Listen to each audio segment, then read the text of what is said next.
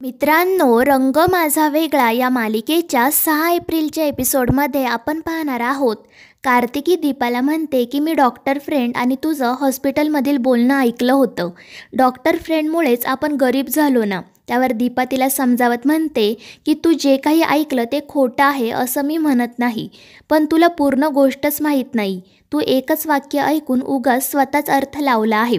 आणि आता मला सांग, तुझा डॉक्टर फ्रेंड नेहमीच तुझ्याशी चांगला वागत आला आहे ना, त्यामुळे तूही त्याच्याशी चांगलं वागायला नको का? त्यावर कार्तिकी हो म्हणते, पण ती दीपाला विचारते, पण तुला त्याच्यामुळे त्रास झाला ना? त्यावर दीपा म्हणते, मला माहीत आहे तुझ्या मनात डॉक्टर फ्रेंडविषयी राग आहे, पण बाळा, आई मोठी आहे आणि डॉक्टर फ्रेंडही मोठा आहे. त्यामुळे दोन मोठी माणसं बोलत असताना लहानांनी मधी पडू नये. आणि दीपिकाच्या घरातील सर्वजण खूप चांगले आहेत ग. आता तूच मला सांग, जर डॉक्टर फ्रेंड वाईट असता तर त्याने अनाथ असणाऱ्या दीपिकाला इतक्या प्रेमाने वाढवलं असतं का? आणि तिची आजी इथे तुझ्यासाठी राहायला आली असती का? आणि हे सर्व ऐकून कार्तिकीला तिची चूक लक्षात येते आणि ती खाली मान घालते. तितक्यात बाहेरून दीपिका आणि सौंदर्य येतात. दीपिका कार्तिकीला म्हणते की मला तुझ्याशी काहीतरी बोलायचं आहे, जरा बाहेर येशील का? त्यावर कार्तिकी हो म्हणते आणि त्या दोघीजणी बाहेर जातात. तर इकडे दीपा सौंदर्याला सगळं ठीक होईल असं म्हणत धीर देते. इकडे दीपिका कार्तिकीला विचारते की आता काय करायचं आपण? त्यावर कार्तिकी म्हणते की मला आईसोबत आणि तुझ्यासोबत इथेच राहायचं आहे. तर दीपिका म्हणते मला पण.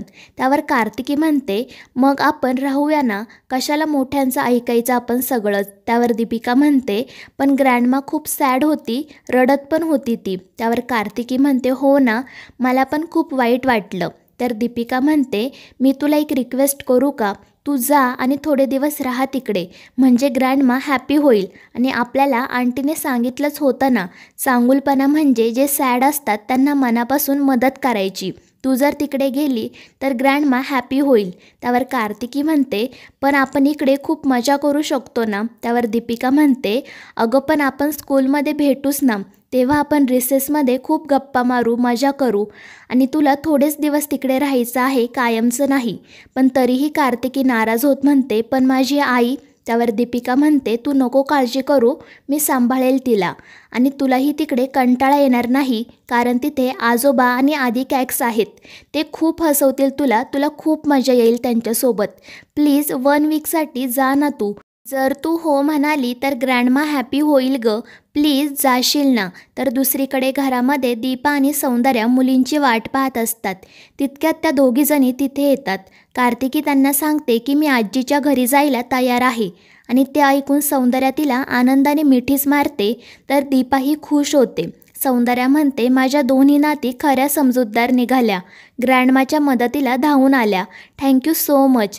मात्र त्यानंतर ती मनाशी म्हणते मला माफ करा, इतक्या लहान वयात तुम्हा दोघींना माझ्यामुळे तडजोड करावी लागत आहे. माझ्यामुळे तुमच्यावर आज ही वेळ आली, पण मी हे सर्व लवकरच ठीक करेल. ही माझीच जबाबदारी आहे. माझ्या प्रिन्सेसच्या मनातील गैरसमजही मी दूर करेल आणि कार्तिकीलाही तिच्या हक्काचं घर मिळवून देईल. I promise you both. तर दुसरीकडे कार्तिक त्याच्या खोलीमध्ये दारूची बाटली शोधत असतो, मात्र त्याला ती कुठेही सापडत नाही. तितक्यात ललित तिथे ती बाटली घेऊन येत विचारतो काय रे, हे शोधतोय का तू? आणि त्यामुळे कार्तिक काही न बोलता खाली मान घालतो.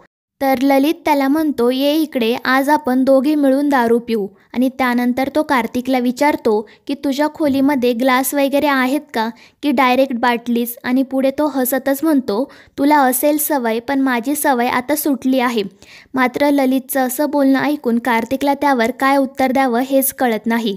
त्यानंतर ललित त्याला सांगतो की काही दिवसांपूर्वी आपण हॉस्पिटलमधून आल्यानंतर कॉफी पीत बसलो होतो, तेव्हा तू मला तुझी साखर घातलेली कॉफी दिली होती. तेव्हा किती मनमोकळ्या गप्पा झाल्या होत्या ना आपल्या.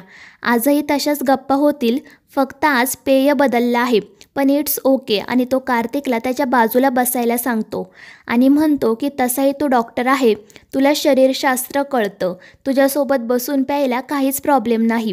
पुढे तो म्हणतो तू जसं दीपिकाला मिस करतोय तसंच मीही करतोय.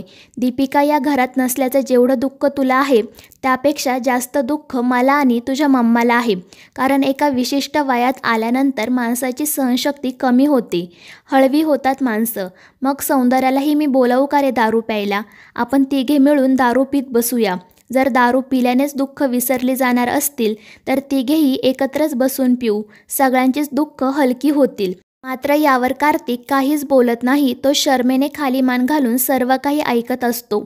ललित त्याला विचारतो की काल रात्रीही तू दारू पिऊन आला होता ना, मग झाली का तुझी दुःख हलकी? काल रात्रीपुरती तरी तुझी दुःख तू विसरलास का? मात्र त्यावर कार्तिक म्हणतो, मला यावर काहीच बोलायचं नाही आणि तुला जर खरंच माझे दुःख कमी करायचे असतील तर जा आणि दीपाला सांग की दीपिकाला इथे आणून सोड. तिला सांग की तिच्यामुळे इथे किती प्रॉब्लेम होत आहेत ते. त्यावर ललित म्हणतो, कोणाला सांगू? दीपाला? आणि तो हसायला सुरुवात करतो. त्यानंतर तो शांत होत कार्तिकला म्हणतो की दीपामुळे कोणताही प्रॉब्लेम झाला नाही कार्तिक. उलट दीपामुळे आज त्या लहान मुलीच्या डोक्यावर निदान छत तरी आहे आणि म्हणूनच मला आणि सौंदर्याला काळजी नाही. आम्हा दोघांनाही खात्री आहे की आज ना उद्या दीपिका घरी परत येईल आणि ती दीपामुळेच. आणि तुझा जसा या दारूवर विश्वास आहे ना, तसा सौंदर्याचा प्रयत्न करण्यावर विश्वास आहे आणि म्हणूनच आजही ती तिकडे गेली आहे. आणि हे ऐकून कार्तिकला धक्काच बसतो. तो विचारतो, मम्मा दीपिकाला आणायला दीपाच्या घरी गेली आहे का? त्यावर ललित म्हणतो, निदान तसा प्रयत्न करायला तरी. आता त्या प्रयत्नांना यश येऊ अथवा न येऊ ते पांडुरंगाच्या हाती, पण ती निदान प्रयत्न तर करत आहे. आणि तितक्यात आधी तिथे येताना सांगतो की मम्मा बाहेर आली आहे आणि त्यामुळे कार्तिक आणि ललित लगेच बाहेर जातात. तर दुसरीकडे आयशा तिच्या मम्माला सांगत असते की आता कार्तिकने कितीही रिक्वेस्ट केली तरीही मी त्याच्यासोबत राहणार नाही. त्यावर तिची आई तिला गप्प राहायला सांगते. त्यामुळे आयशा अजूनच चिडते आणि ती म्हणते की तुझ्यावर ही वेळ आली असती तर समजलं असतं तुला. त्यावर तिची आई म्हणते, नातं टिकवायला समजूतदारपणा आणि अक्कल लागते. तर आयशा चिडून म्हणते, ठीक आहे, मग मला नाहीही अक्कल असं समज. आणि त्यावरूनच त्या दोघींचेच वाद सुरू होतात. आयशा सरळ दीपाकडे जायला निघते, मात्र देशमुखबाई तिला थांबवतात आणि म्हणतात की यावेळी तरी थोडा धीर धर, नाहीतर कार्तिकला तू कायमची गमावून बसशील. तो समीर आठवत असेल ना तुला? तुझ्या पॉझिटिव्हनेसपायी तो तुला सोडून गेला, तसंच आता कार्तिकही सोडून जाईल. तुझ्या अशा वागण्यामुळे त्या समीरने आत्महत्येचा प्रयत्न केला होता, मात्र तुझ्या पप्पांनी ती केस दाबून टाकली त्यामुळे. नाहीतर आज काय झालं असतं तुझं? आणि आता दीपाकडे जाण्यातही काही अर्थ नाही. जो काही प्रॉब्लेम आहे तो तुझ्यामध्ये आणि कार्तिकमध्ये आहे. तू डोकं शांत ठेवून जरा विचार कर. मात्र आयशा म्हणते, बाद झालं, मी आता डोकं शांत ठेवणार नाही. आता मला जे हवं आहे तेच मी करणार.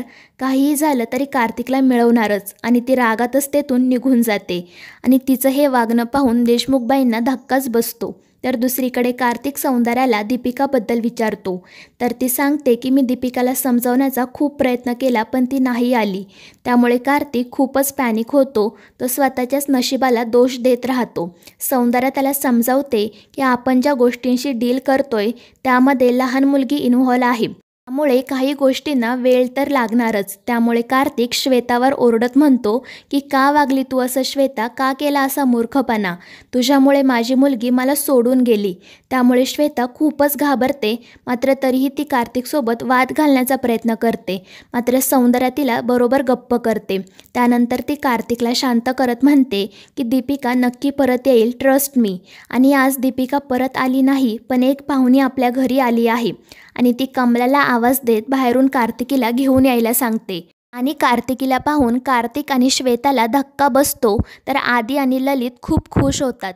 तर मित्रांनो, या मालिकेच्या पुढील भागांमध्ये आपण पाहणार आहोत कार्तिकीला पाहून कार्तिकला आनंद होत नाही.